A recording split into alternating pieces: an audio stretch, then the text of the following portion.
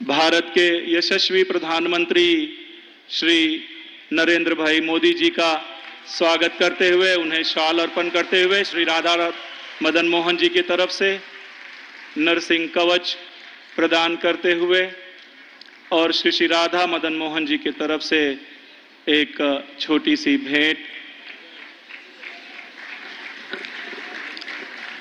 बोलिए हरि बोल, हरि बोल, हरि बोल।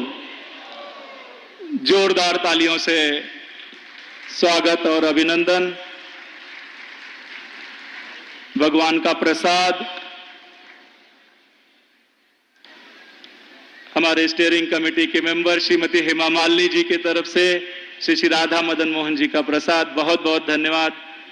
मैं पूज्य सूरदास प्रभु जी को आमंत्रित करूंगा कि वे सबका यहां पर स्वागत करें। हरे कृष्ण।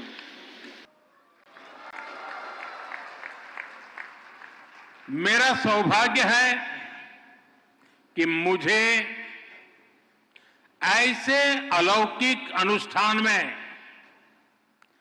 अपनी भूमिका निभाने का पुण्य प्राप्त हुआ है। ये इस्कॉन के संतों का अपार स्नेह और अपनापन है। श्रील प्रभुपाद स्वामी का आशीर्वाद है। मैं सभी पूज्य संतों का आभार करता हूं, उनके चरणों में प्रणाम करता हूं। मैं अभी देख रहा था श्री राधा मदन मोहन जी मंदिर परिषद की जो रूपरेखा है, इस मंदिर के पीछे जो विचार है, इसका जो स्वरूप है, उसमें अध्यात्म और ज्ञान की संपूर्ण परंपरा के दर्शन होते हैं। मंदिर में ईश्वर के विविध स्वरूपों के दर्शन होते हैं, जो एको अहम बहुश्याम, ये हमारे विचार को भी अभिव्यक्त करते हैं। नई पीढ़ी की रुचि और आकर्षण के अनुरूप यहां रामायण, महाभारत, उसको समेटे हुए उस पर आधारित म्यूजियम भी बनाया जा रहा है। यहां वृंदावन के 12 जंगलों पर आधारित एक उद्यान भी विकसित किया गया है। मुझे विश्वास है ये मंदिर परिसर आस्था के साथ साथ भारत की चेतना को भी समृद्ध करने का एक पुण्य केंद्र बनेगा। मैं इस पुनीत कार्य के लिए इस्कॉन के सभी संतों और सदस्यों को और महाराष्ट्र के लोगों को बहुत बहुत बधाई देता हूं। साथियों, आज इस मौके पर मुझे परम श्रद्धेय गोपाल कृष्ण गोस्वामी महाराज का भावुक स्मरण भी हो रहा है। इस प्रोजेक्ट में उनका विजन जुड़ा हुआ है। भगवान श्री कृष्ण के प्रति उनकी अगाध भक्ति का आशीर्वाद जुड़ा हुआ है। आज वो भौतिक शरीर से भले ही यहां न हो, लेकिन उनकी आध्यात्मिक उपस्थिति हम सब महसूस कर रहे हैं।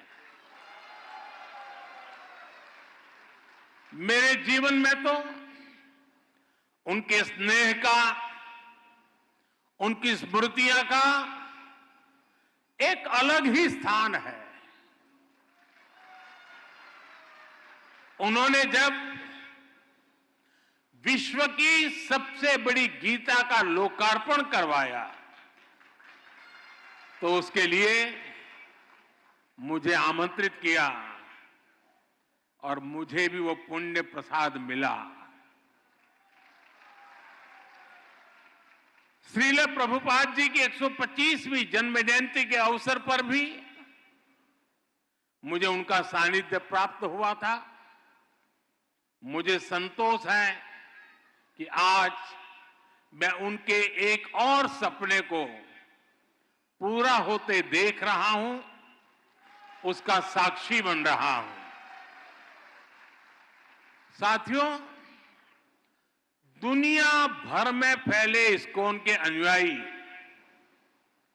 भगवान श्री कृष्ण की भक्ति के डोर से बंधे हैं। उन सबको एक दूसरे से कनेक्ट रखने वाला एक और सूत्र है जो 24 घंटे हर भक्त को दिशा दिखाता रहता है। ये श्रील प्रभुपाद स्वामी के विचारों का सूत्र। उन्होंने उस समय वेद, वेदांत और गीता के महत्व को आगे बढ़ाया जब देश गुलामी की बेड़ियों में जकड़ा था। उन्होंने भक्ति वेदांत को जन सामान्य की चेतना से जोड़ने का अनुष्ठान किया। 70 वर्ष की आयु में जब लोग अपने कर्तव्यों को पूरा मान चुके होते हैं, उस समय उन्होंने इस्कॉन जैसा मिशन शुरू किया। इसके बाद उन्होंने लगातार दुनिया भर का भ्रमण किया। श्री कृष्ण के संदेश को दुनिया के कोने कोने में ले गए। आज दुनिया के हर कोने में करोड़ों लोगों को उनकी तपस्या का प्रसाद मिल रहा है। श्रील प्रभुपाद स्वामी की सक्रियता, उनके प्रयास आज भी हमें प्रेरित करते हैं। साथियों, हमारा भारत एक असाधारण और अद्भुत भूमि है। भारत केवल भौगोलिक सीमाओं में बंधा भूमि का एक टुकड़ा मात्र नहीं है। भारत एक जीवंत धरती है, एक जीवन संस्कृति है, जीवन परंपरा है और इस संस्कृति की चेतना है यहां का अध्यात्म। इसलिए यदि भारत को समझना है तो हमें पहले आध्यात्म को आत्मसात करना होता है। जो लोग दुनिया को केवल भौतिक दृष्टि से देखते हैं, उन्हें भारत भी अलग अलग भाषा और प्रांतों का समूह नजर आता है। लेकिन जब आप इस सांस्कृतिक चेतना से अपनी आत्मा को जोड़ते हैं, तब आपको भारत के विराट रूप के दर्शन होते हैं।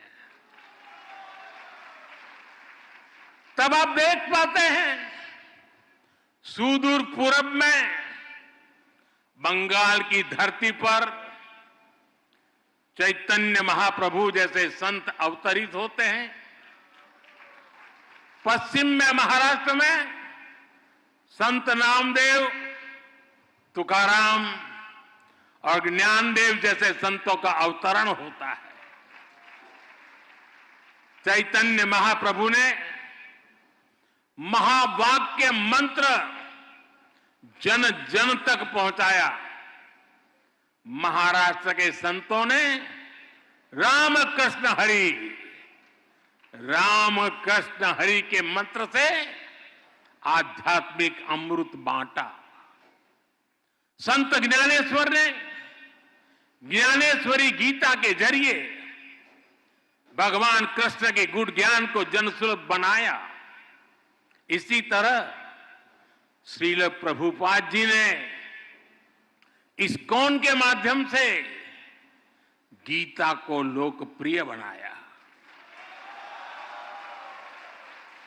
गीता की टीकाएं प्रकाशित कर उसकी भावना से लोगों को जोड़ा।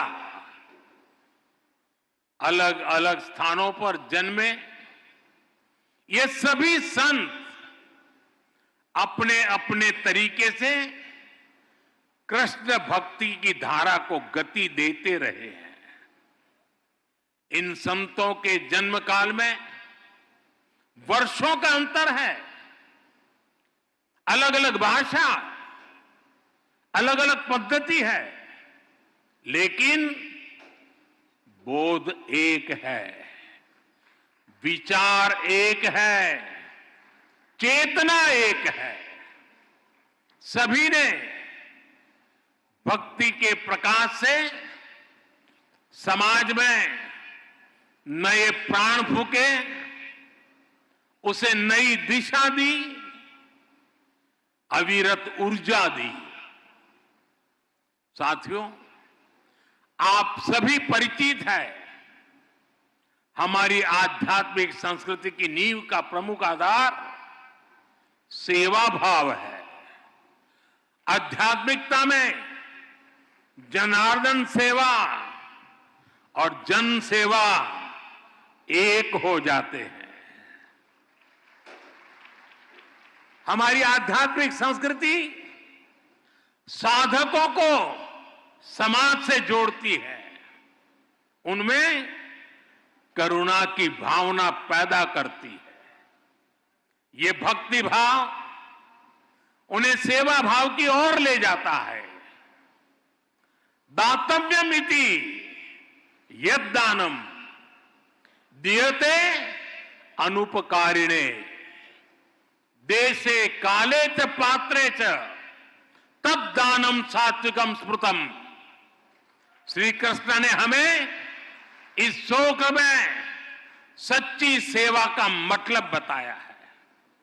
उन्होंने बृहद सुंदर तरीके से समझाया है कि सच्ची सेवा वही है जिसमें आपका कोई स्वार्थ ना हो।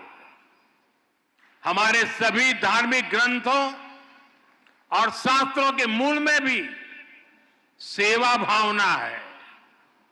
इस्कॉन जैसी इतनी विराट संस्था भी इसी सेवा भावना से काम करती है। शिक्षा, स्वास्थ्य और पर्यावरण से जुड़े कितने ही काम आपके प्रयास से होते हैं। कुंभ में इस्कॉन सेवा के कई बड़े कार्य कर रहा है। साथियों, मुझे संतोष है कि हमारी सरकार भी इसी सेवा भावना के साथ पूरे समर्पण से लगातार देशवासियों के हित में काम कर रही है। हर घर में शौचालय बनवाना, हर गरीब महिला को उज्ज्वला का गैस कनेक्शन देना, हर घर तक नल से जल की सुविधा पहुंचाना, हर गरीब को 5 लाख रुपए तक मुफ्त इलाज की सुविधा देना, 70 वर्ष की आयु से ऊपर के हर बुजुर्ग को इस सुविधा के दायरे में लाना, हर बेघर को पक्के घर देना, ये इसी सेवा भावना के साथ, इसी समर्पण भाव के साथ किए गए कार्य हैं जो मेरे लिए हमारी महान सांस्कृतिक परंपरा का प्रसाद है। सेवा की यही भावना सच्चा सामाजिक न्याय लाती है, सच्चे सेक्युलरिज्म का प्रतीक है। साथियों, हमारी सरकार कृष्णा सर्किट के माध्यम से देश के अलग अलग तीर्थों, धार्मिक स्थानों को जोड़ रही है। इस सर्किट का विस्तार गुजरात, राजस्थान, हरियाणा, उत्तर प्रदेश और उड़ीसा तक है। स्वदेश दर्शन और प्रसाद योजना के द्वारा इन स्थानों को विकसित किया जा रहा है। इन मंदिरों में भगवान श्री कृष्ण के अलग अलग रूपों के दर्शन होते हैं। कहीं वो बाल रूप में दिखते हैं तो कहीं उनके साथ राधा रानी की भी पूजा होती है। किसी मंदिर में उनका कर्मयोगी स्वरूप दिखाई देता है तो कहीं राजा के रूप में उनकी पूजा की जाती है। हमारा प्रयास है कि भगवान श्री कृष्ण के जीवन से जुड़े अलग अलग स्थलों तक पहुंचना और मंदिरों के दर्शन करना आसान हो। इसके लिए विशेष ट्रेनें भी चलाई जा रही है। इस्कॉन भी कृष्ण सर्किट से जुड़े आस्था के इन केंद्रों पर श्रद्धालुओं को लाने में जरूर सहयोग कर सकता है। मेरा आपसे आग्रह है कि आप अपने सेंटर से जुड़ने वाले सभी भक्तों को भारत में कम से कम 5 ऐसे स्थानों पर जरूर भेजें। साथियों, पिछले 1 दशक में देश में विकास और विरासत को एक साथ गति मिली है। विरासत से विकास के इस मिशन को इस्कॉन जैसी संस्थाओं का महत्वपूर्ण सहयोग मिल रहा है। हमारे मंदिर या धार्मिक स्थल तो सदियों से सामाजिक चेतना के केंद्र रहे हैं। हमारे गुरुकुलों का शिक्षा और कौशल विकास को बढ़ावा देने में अहम योगदान रहा है। इस्कॉन भी अपने कार्यक्रमों के जरिए युवाओं को प्रेरित करता है कि वो अध्यात्म को अपने जीवन का हिस्सा बनाए और अपनी परंपरा पर चलते हुए इस्कॉन के युवा साधक कैसे आधुनिक टेक्नोलॉजी को आत्मसात करते हैं, ये देखना और अद्भुत होता है। और आपका इंफॉर्मेशन नेटवर्क तो दूसरों के लिए सीखने योग्य है।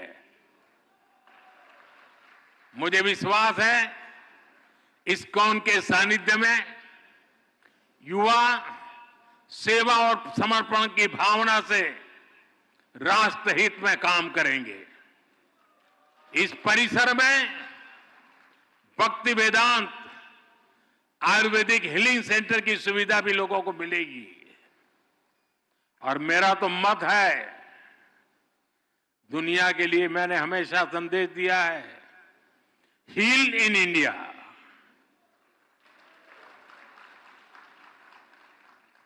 शुश्रूषा के लिए और सर्वांगीण रूप से स्वस्थ होने के लिए, वेलबींग के लिए हील इन इंडिया। यहां भक्ति वेदांत कॉलेज फॉर वैदिक एजुकेशन की स्थापना भी की गई है। इनका लाभ हर समाज को होगा, पूरे देश को होगा। साथियों, हम सब देख रहे हैं कि वर्तमान समाज जितना आधुनिक हो रहा है उतनी ही उसे संवेदनशीलता की भी जरूरत है।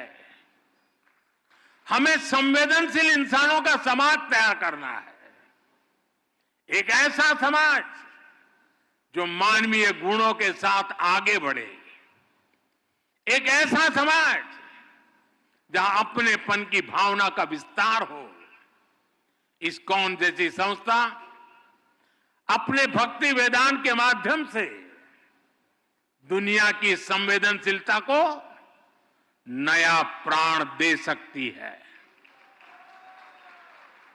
आपकी संस्था अपनी क्षमताओं का उपयोग कर पूरी दुनिया में मानवीय मूल्यों का विस्तार कर सकती है। मुझे विश्वास है कि प्रभुपाद स्वामी के आदर्शों को जीवंत बनाए रखने के लिए इस्कॉन के महानुभाव इसी तरह हमेशा तत्पर रहेंगे। मैं एक बार फिर राधा मदन मोहन मंदिर जी के लिए पूरे इस्कॉन परिवार को, सभी देशवासियों को बहुत बहुत बधाई देता हूं। आप सबका बहुत बहुत धन्यवाद। हरे कृष्णा, हरे कृष्णा, हरे कृष्णा।